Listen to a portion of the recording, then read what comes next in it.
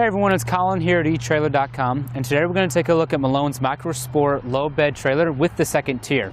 Now this trailer is a great option for getting that extra cargo or even that bigger equipment like our kayaks loaded and taken with you on your trip when you might not be able to fit it in your vehicle. So as you can see right away, the feature that stands out on this is that it has a second tier above that low bed. So it's going to be basically a roof rack on top of your trailer. It's going to have two 50-inch crossbars for you to get your cargo up here. We've got our Malone box right here and then two bikes on the other side. And as you can see with that second tier, we've got all of our lighter stuff loaded on top, and that's creating more space down low for other stuff, like we got our two kayaks right here, but we have enough space to even put a couple more kayaks on if we want. Now our bottom tier is going to have a weight capacity of 800 pounds, so that's more than enough capacity to get your heavier kayaks and canoes loaded on top. It's going to be able to hold kayaks and canoes up to 20 feet long. And then we go up to the top and we're going to have a weight capacity of just 100 pounds. So we are kind of riding close to that weight capacity as it is with our box loaded and with our bike racks up there and loaded. So just make sure you are mindful of that and that you do your math and make sure you're not over that limit. Now what's really awesome about this trailer is that it's very lightweight, so it's going to be easy to handle by yourself. It's going to have this nice handle that's bolted onto our coupler with this nice rubber grip right here to help you with moving it around so your hand doesn't slip at all. So moving it on your own is very possible. You just unplug your wiring, wrap that around, get your safety chains off. Then we're going to unlock our coupler, just pull that trigger right there and pull it up. It unlocks it. When it's locked, you're not going to be able to pull it off of the ball. Unlocked, we can pick it up off the trailer and then move it to wherever we need to.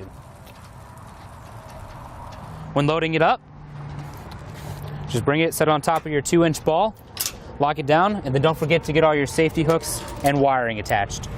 What's awesome about this low bed of the trailer and having our kayaks loaded on it is that it's not as hard to get our kayaks loaded and unloaded when we get to our destination. I'm not going to have to reach up on top of my roof and pull it down, possibly injuring myself if I drop it. It's just right at my chest length, so I can just pick it up and off the kayak carrier and be on my way. Another awesome feature about this trailer is that it is fully submergible, including the LED lighting system. If you got some bigger fishing kayaks or some canoes loaded flat on top of the lower bed, you can just lower it all the way into the water, just cast your kayaks or canoes off, and then pull back out of the water. Now something I thought about right when I saw this trailer loaded up like this, I thought about how after a long day of being outdoors, maybe you did some kayaking, you went biking as well, just a really fun day, but you get home, you're really tired, you're just drained, you want to go to bed. We can just get all of our cargo and our equipment into our cargo box, like our paddles and our helmets and stuff like that. And instead of unloading all of our equipment, we'll just get it right off of our hitch and wheel it into our garage, and it's going to be ready to go for next time. Now the trailer does not come with a jack of any kind, but it does have this little stand right here with this bracket. We can just set it down on top of that, and that'll keep it in place. Now after unloading all our gear, we've gone ahead and removed all of our racks so we can take a closer look at the trailer in our garage. Now the entire trailer has a pre-galvanized steel construction. The brackets are going to be a little bit thicker, a little heavier gauge steel, just so it can support the weight of holding the upper tier together as well as the lower crossbars. Now we're going to go ahead and give you a few measurements just so you can get an idea of the space this trailer might take up, especially for storage purposes. Now the height of the trailer from the top crossbar to the ground is going to be 58 inches. The width of the trailer with the lower crossbars installed is going to be 78 inches. If you have those crossbars removed from the outside of the wheel well to the outside of the wheel well, is going to be 55 inches. Now the overall length of the trailer is going to be 13 feet and 3 inches. That's relevant because that's how much you've added to the back of your vehicle. Keep in mind that if you have a long canoe or kayak on it, that is going to take up more space on the back, just something to keep in mind. Now on each corner of all of our crossbars, we're going to have these nice D-rings that are going to make for great tie-down points. They're going to be very mobile, be able to move around and adjust to however you need it to secure your cargo. Not only are we going to have it for the lower crossbars, we're also going to have 4 more up top to secure any cargo we want to stack on top of the top tier. Now our bottom crossbars are going to be 78 inches long, so that's going to be more than enough space, as you saw, to get our kayaks and our canoes loaded on top and secured. You are losing a little bit of space with these plates that are sandwiching our bottom crossbars. However, with that being said, you're adding 2 more 50-inch crossbars up top, so that's again a lot of space to be able to get your lighter cargo up on top of the second tier to make more space down low for the bigger equipment. Now our tires that come in our kit are going to be size ST145R12. That's information that's handy for in case you want to pick up a spare to have with you at all times in case something were to happen to your tires on the road. That being said, they're still going to be able to handle highway speeds very well. And we also do sell a spare tire mount to put on the tongue of your trailer. You can find that here at eTrailer. Now our wheel wells are also made out of that pre-galvanized steel that will be very tough and durable. They do actually serve a purpose as well as making the trailer look good. It is going to help prevent a lot of that mud and other road debris being slung up onto your canoes and kayaks that are loaded. Now keep in mind that the stuff that's hanging off the back a lot, it doesn't necessarily protect that as well as the base of it sitting on the trailer. And we are going to be equipped with 2 leaf springs right here to help absorb a lot of the vibration from traveling at highway speeds, as well as taking in a lot of the impact from hitting some bumps on the road. Now what's kind of cool about our top crossbar is that the rear one can actually be adjusted back and forth to accommodate your crossbar spread in case you have an accessory which requires a smaller or a larger spread. You just loosen up these 3 bolts right here and the bracket can slide all the way back here to the rear, or it can go as far up as you need it to for your specific accessory. Now our wiring harnesses are going to come pre-assembled. All you have to do is route it through the tongue of your trailer and all the way to the back to your taillights. And then the bullet connectors are going to be very nice and easy to get installed. Just plug and play and you're good to go. You can see how easy it is just to take apart and put it back together. And then we're also going to have a lot of these clips that we can use to get our wiring nice and neat onto our trailer frame, and we're not going to have to worry about the wires coming off at all, maybe getting caught in the wheel or something like that. Now here we have a quick look at our taillights. You can see they're going to be very bright, whether it's day or nighttime. They're going to be very visible, and they're going to operate with the same functions as your vehicle lights, as far as blinker and brakes and stuff like that. Now under our driver's side taillight, we are going to have another light that is shining on our license plate to make that visible. The entire LED lighting system is going to be Department of Transportation compliant in all 50 states and in Transport Canada. Now we have our lights on our garage, and you can still see the LED lights are very bright. That means driving in the daytime is not going to be any hassle at all. You're not going to have any problem with visibility when you're braking or turning. Now on each side of our trailer, we are going to have this nice square amber light, which is going to work in conjunction with the turning signals and brake lights on our vehicle. Now as far as assembling the trailer, it may take you a little bit of time, but if you just follow along with Malone's instructions, or if you just want to follow along with this video, you should get it done in a reasonable amount of time. So we'll go ahead and show you how to do that now.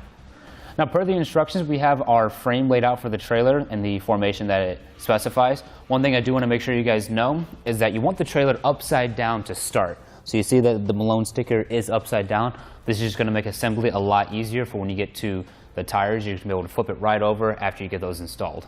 The first thing you want to do is get your spring hanger bracket set in the right place. You're going to be on the top of the frame right here. The open U-shaped bracket is going to be towards the front of the trailer, while the C-shaped one is going to be at the back. The hardware is included. Now if you're worried about what hardware to use at certain steps in the process, in the instructions it does tell you the bag number of hardware to use for each specific step. So as long as you look at those, you're going to be all right when getting the hardware together. Drop the bolt in right there, bring the nut in on the other side, just get it threaded. Now we'll just grab our 9/16 socket and wrench and tighten it down.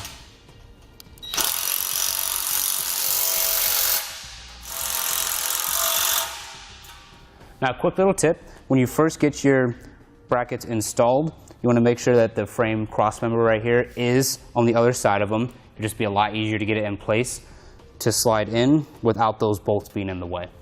Now we've gone up to the front of the trailer. How you know that you have this in the right configuration, that being the tongue, is you need the 3-hole side upside down on the left driver's side. Now what we're going to do is take our plug and our wiring and drop it through the top and feed it all the way back. You can push it like this, or if it's easier, you can go ahead and pick up this side of the tongue and just let gravity do its job. And you do want to make sure you leave enough excess at the top so that the wiring can reach the back of the vehicle. Here at the back, we'll just pull it all the way through until we deem we have enough at the front. Now we also need to pass our wiring through our rear tongue support bracket. Should be facing this way. That little indent is where the rear of our tongue's going to go. So we'll just take our plug, pass it through all the way up to this point. Now throughout this process, it's going to be a good idea to get all of your frame ends lined up as you go. So you can see right here we have the 2 integrated holes. That's going to be for these 2 at the front of our frame. Also same back here with our rear support bracket. The 2 holes on the ends right here are going to go down here. Now we're going to take that rear support bracket, put it on the rear of our tongue, then we'll grab the 4.5-inch bolt, bring it up from the bottom all the way through, and then a flat washer and a lock nut. Go ahead and thread that on. Now from here you want to make sure you get only hand tools. We don't want to use power tools right here. So we just have a socket and wrench, and we'll tighten it down. Now from here we need to get our rear support bracket lined up with the holes on our frame. So we need to scoot it up. Just make sure we get it all in line. Once you have the frame support lined up with the holes, I'm going to install the carriage bolts and then apply flat washers to both, and then lock nuts to both. Now we're going to grab our wrench and tighten it down. Make sure you don't use any power tools. It's supposed to be hand tightened.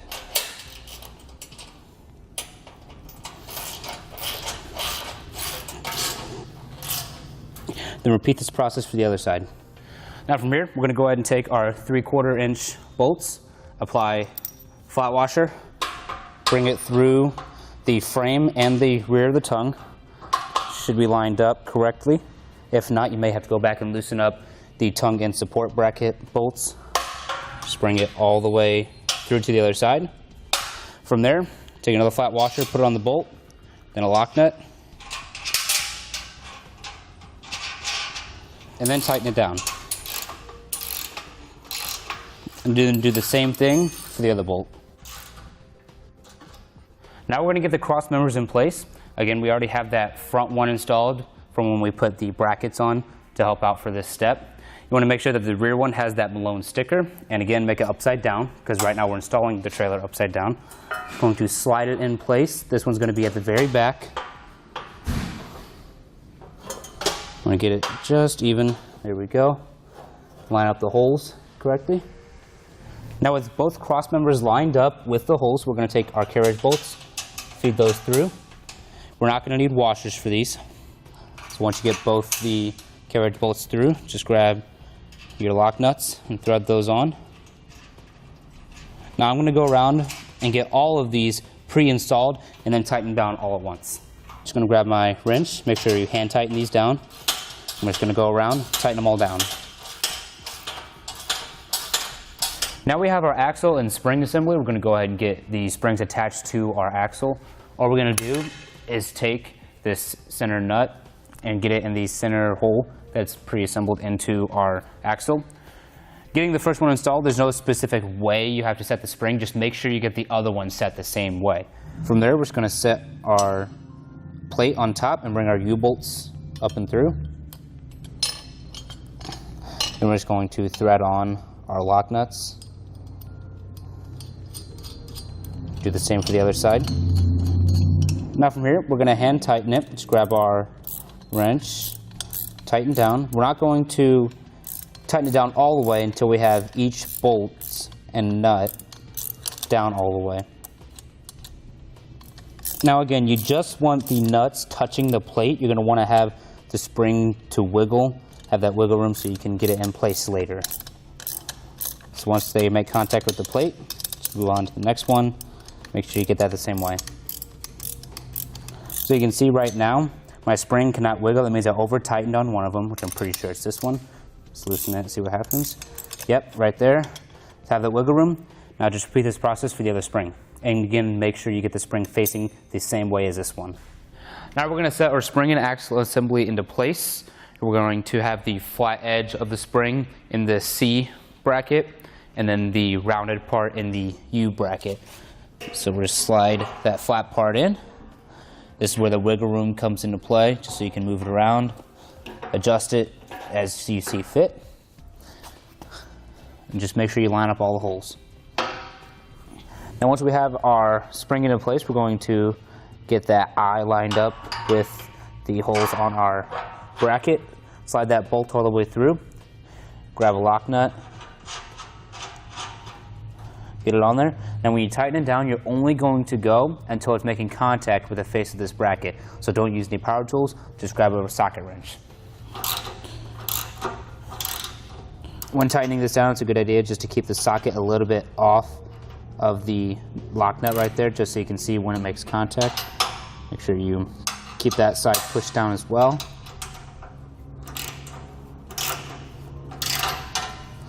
There we go. Now repeat this process for the other side.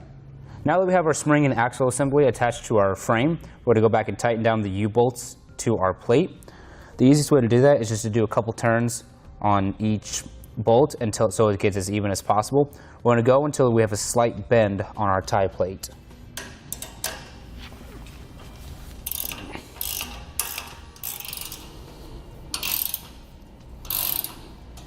You see we have that slight bend on our plate, so just repeat this process for the other side.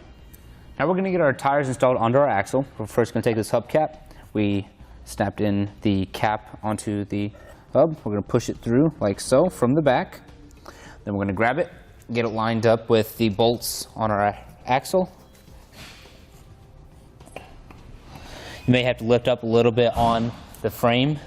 Once you have all the bolts through the holes, we're just going to thread on our lug nuts. We're only going to hand tighten the lug nuts for now. Now we're going to go down and tighten down all of our lug nuts. There is a certain specification that they want them torqued to. It's in the instructions. If you have a wrench like this one where you can have it set to that certain amount, that's good. If not, just tighten it down pretty snug in a star pattern. We've already gone in a star pattern. There's our last one, so we're just going to tighten it down to the specifications.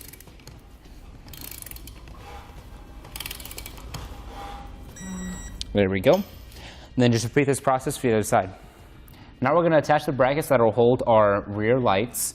What we're going to do is just line it up with these two holes right here. Insert our carriage bolts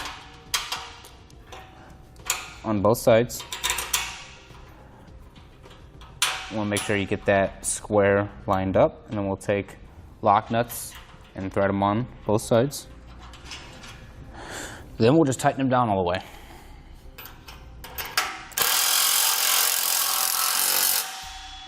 Now you'll need to remove the hardware from your lights. Go ahead and insert it into the slots right there. You want to make sure that the wires for your light are on top, and we'll thread those nuts back on as tight as you can get them. Now we'll just tighten them down. No need to over tighten, just get it pretty snug. Now we'll move on to the other side. Now the driver's side is going to install the exact same way. The only difference being they have it set up for the license plate holder to go under the driver's side light. There is going to be a light underneath it so that you are illuminating your license plate. The only thing you just want to make sure you do is get the license plate onto these bolts of the light before you put those nuts back on. Now we'll move on to the amber side lights. You want to make sure you take off that hardware real quick. Now what's going to happen is this center bolt is going to go through that center hole, and you want to feed the wires one through each. The easiest way to do it to where you're going to get a flush look is have this white wire go through that hole. And then you want to make sure you tuck that brown wire into the backing right here so that it sits, so that the light will sit flush on the trailer. You want to be careful about that. Feed it through.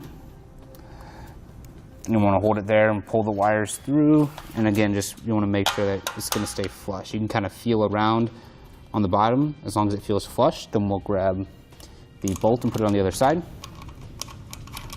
Tighten it down all the way with your hands. Then just grab your wrench, tighten it down all the way. No need to over tighten, just get it pretty snug. Then repeat this process for the other side. Now with the wiring that's in the tongue of our trailer, we're going to take the other wiring harness and connect it. Now we're going to take the side with the green, white, and brown wires, and we're going to route that through the passenger side back to the tail light. We're going to go through the cross members. You're going to have to go one lead at a time. There's going to be a hole back on the corner of the cross member. You can just insert the lead through there. You're going to have to go one at a time. Go ahead and just pull it through like so. Now we're going to have to get these other white and brown ones through as well.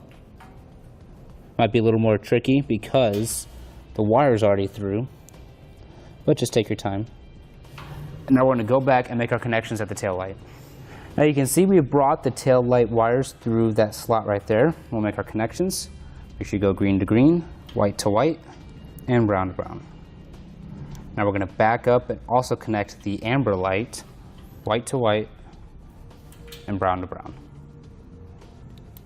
Now we'll do the same for the driver's side.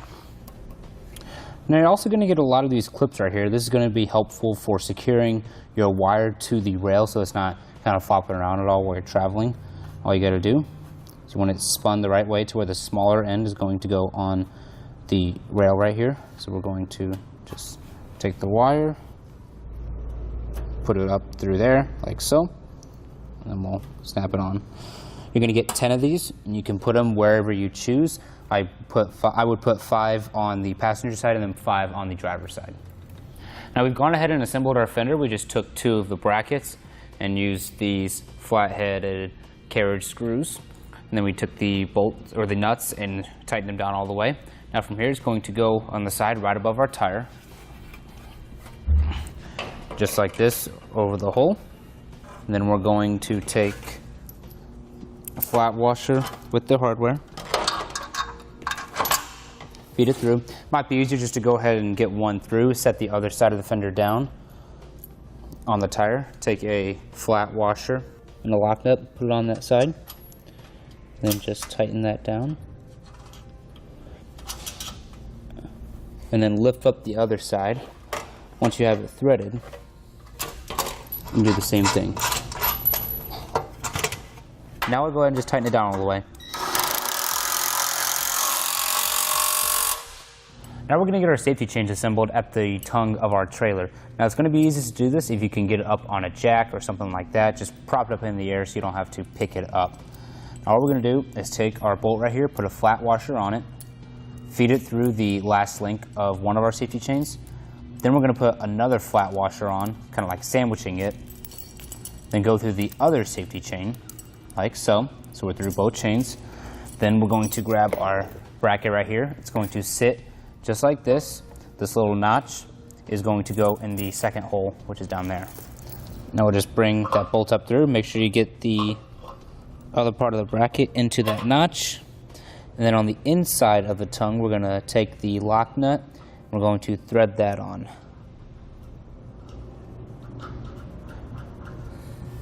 Now we'll just grab our socket and wrench and tighten it all the way up. You do want to make sure you keep that bracket in its slot. Could be a little difficult to do until you get it tightened up. No need to over tighten, just get it pretty snug. Now we're going to get our coupler installed. All we got to do is set that on top of the tongue of our trailer. Now we're also going to install the handle with it. You can choose whatever side you want it to go on. Doesn't necessarily matter, but we're just going to make sure we line it up with the coupler. I'm going to grab our included hardware, slide it through, and take our 2 lock nuts and thread those on.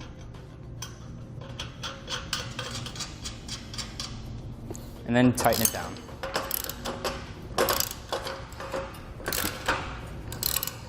Now you want to tighten down until you don't feel any or hear any wobbling or rattling around. You will have to tighten it down until the coupler is sort of pinching down on the tongue right there. Don't over tighten though. If you over tighten it and warp the tongue at all, that'll compromise the functioning of your coupler. Now one thing I do want to point out is that Malone only includes their MicroSport instructions, not for the MicroSport low bed. So in the instructions it's going to ask if you have the bar which has a curve coming up, kind of raising the height of the bed. Instead it's going to be the straight bars. Now once you get the rear bar installed, it's just going to sit on that rear support frame right there. Now the second one, which is more towards the front, is going to sit 55 inches from that spot. Doesn't have to be exact, just get it as close as you can. So we'll measure. I'm measuring from the front of that bar to the back of this one. And you do want to make sure you measure on both sides so you get the bar to be straight. And before you tighten down your U-bolts all the way, don't be afraid to double check your measurements. So now we're just going to set the U-bolt over top of the bar. It's going to kind of go diagonally on the bar around the frame right here. Now we're going to bring our bracket up onto the bolt. You do want to be sure you avoid any of those clips if you have them in that direction. Now we're going to put our lock nuts on and then repeat this process for the other side. Now on both sides, we're going to tighten up the U-bolts until they're just making contact with the frame right there and they're flush with it. We don't want to tighten it all the way just yet because we want to go back and make our measurements to make sure that the crossbar is still straight.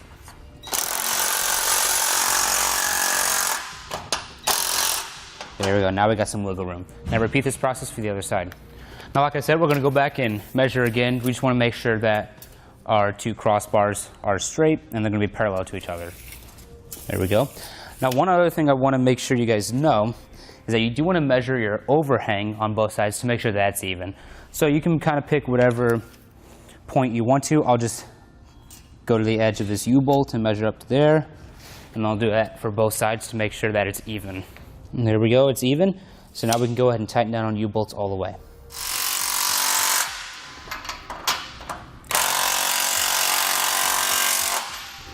Now we're going to get our top crossbars in place. They're not actually going to sit on top of the U-bolts like it is right now. It's just a nice starting point so it can have somewhere to sit. You do want to make sure that the pre-drilled holes are on the sides and not the top and bottom.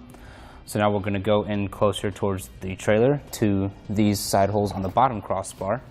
We're going to set that bracket down on top, like so. Then we're going to feed this bolt through that slot and out the other side. Then we're going to put a lock nut on it.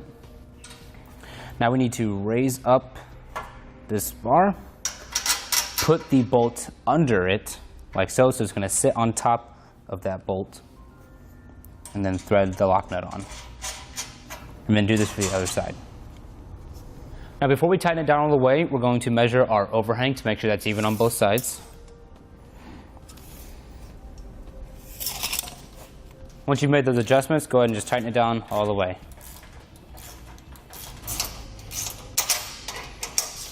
Once you have everything tightened down, just repeat this process for your other bar.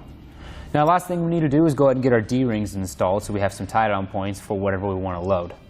Now, the easiest way to do this is we're going to first feed the bolt through the D-ring. You're going to want the side with the 4 little indents right there to be touching crossbar.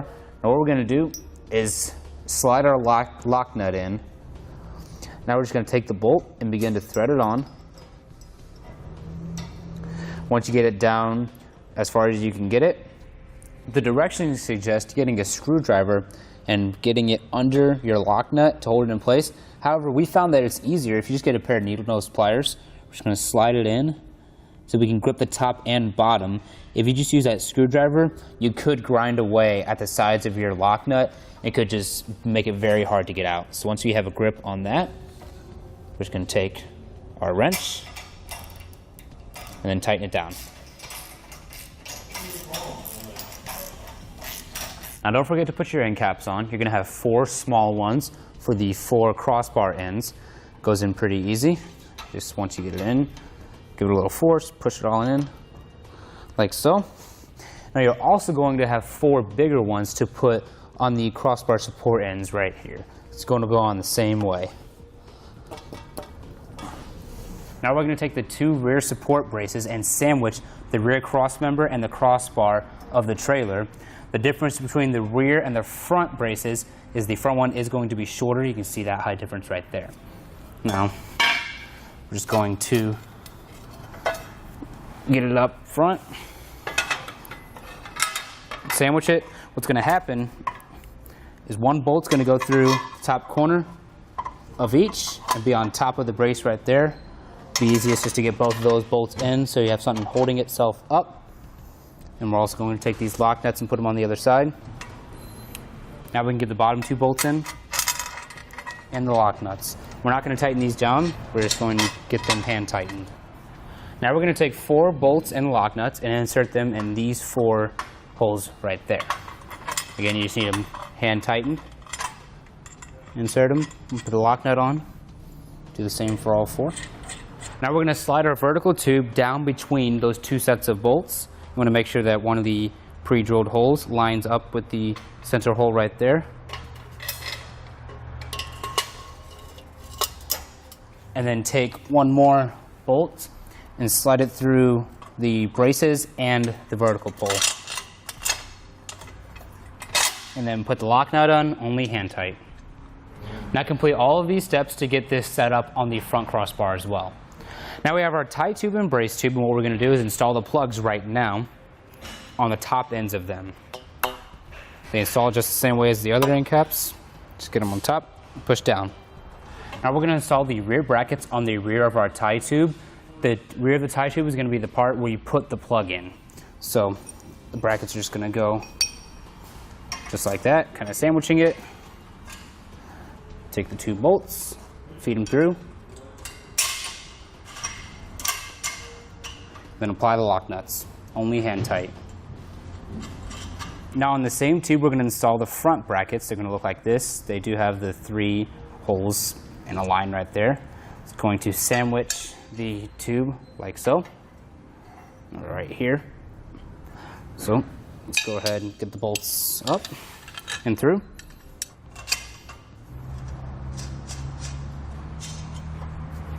Now because everything is loose, you're going to want an extra set of hands for this, just to make it a little bit easier. We're going to take the tie tube and install it on our vertical tubes. Just slide the brackets over and then feed a bolt through the brackets and the top and the vertical tubes. And then get that lock nut on there, like so. Now we're going to get our brace tube installed. Just slides in between that bracket right there. We just grab a bolt and feed it through the bracket and then the tube. Then attach a lock nut to it. Again, leave it loose. We'll tighten everything down later. Now we're going to install our sliding brackets on our tie tube right here. It's going to sandwich that tie tube just like that. Easiest way, in my opinion, to put it on. Set one of them down. We're going to hold this one in place and feed our 2 top bolts through, like so. Then I'm going to hold this one in place on top. Bring the other side up and feed it through. Then hold it and get my lock nuts installed. You want to leave these loose because we don't know where we're going to want that top crossbar yet. And then we're going to take that 3rd bolt and feed it to the bottom with the lock nut. Now we're going to get our rear crossbar in place. With this set, you are going to need some washers. So what's going to happen, we're going to put a flat washer on the bolt. Then we're going to take the bolt through the crossbar first, then through the bracket. So feed that through like so. Set it down, then get a lock nut on it. Do the same for the other side. Then once we get these lock nuts loosely installed, we're going to go and tighten just these 2 bolts. We want to leave these loose so we can adjust the crossbar where we see fit for whatever accessories we might be hauling.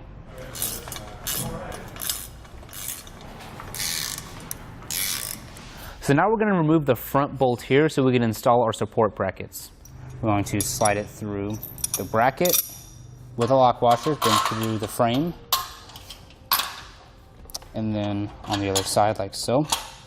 We'll put a flat washer on, a lock nut, and then we'll sandwich the brackets around the brace tube, get that bolt installed, and then both lock nuts.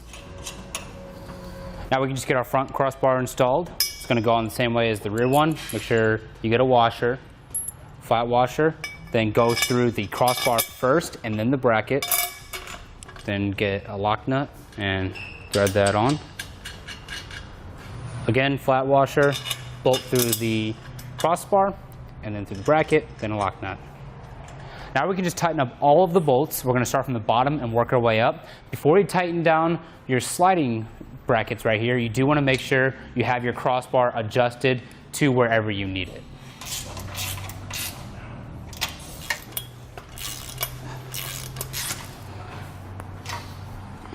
Now again, don't forget your D-rings and end caps. Same thing as before.